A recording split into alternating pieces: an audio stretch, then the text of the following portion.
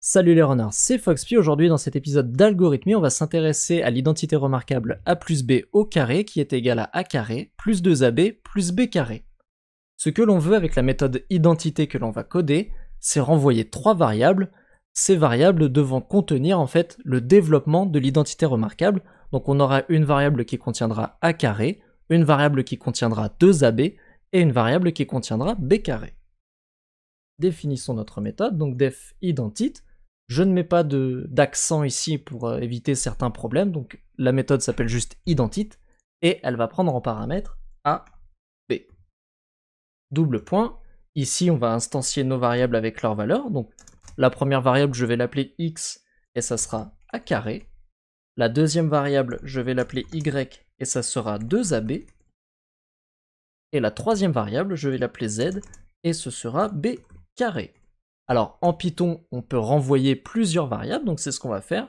Je vais faire un return de x, d'y et de z. Alors on va pouvoir tester ça. On va tester notre méthode avec 2 plus 3 au carré, donc a est égal à 2 et b est égal à 3, et dans le développement, on devrait donc avoir 2 carré plus 2 fois 2 fois 3 plus 3 au carré. Alors, ce que l'on va faire, c'est qu'on va récupérer nos variables x, y, z renvoyées par identite dans des variables abc, et là, on va faire appel à identite avec a qui est égal à 2 et b qui est égal à 3. Très bien.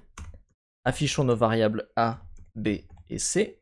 Alors on va exécuter le code et on voit 4, 12 et 9. Alors regardons, 2 au carré ça fait bien 4, 2 fois 3 ça fait 6, fois 2 ça fait 12 et 3 au carré ça fait 9. Donc on renvoie bien les différents éléments de notre identité remarquable et on peut tester ici 2 plus 3 ça fait 5, au carré ça fait 25, et si on fait la somme ici, donc ça fait 4 plus 12 plus 9, ça fait également 25, donc l'identité remarquable est respectée et l'équation est correcte.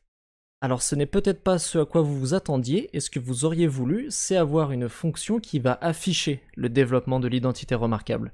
Pour ça, on peut supprimer le return ici et mettre un print, et on va commencer par ajouter x, y, z séparés par des virgules. Donc ça dans le print en fait ça va créer un espace entre le x et y et entre y et z.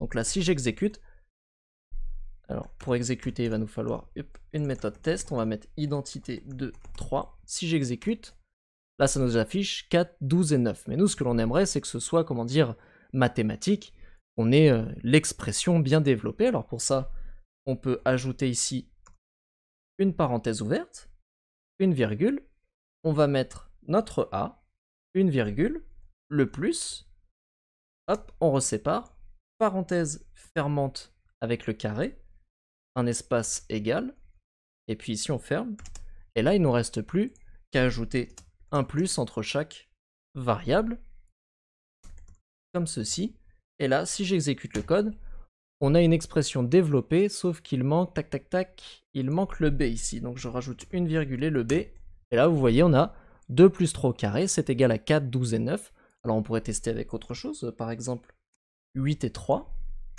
Eh bien 8 et 3 au carré, c'est 64 plus 48 plus 9.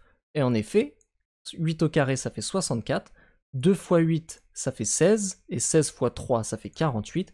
Et enfin b carré c'est 3 au carré, c'est 9. Donc on a ici l'égalité qui est respectée, et notre méthode affiche le développement de l'identité remarquable.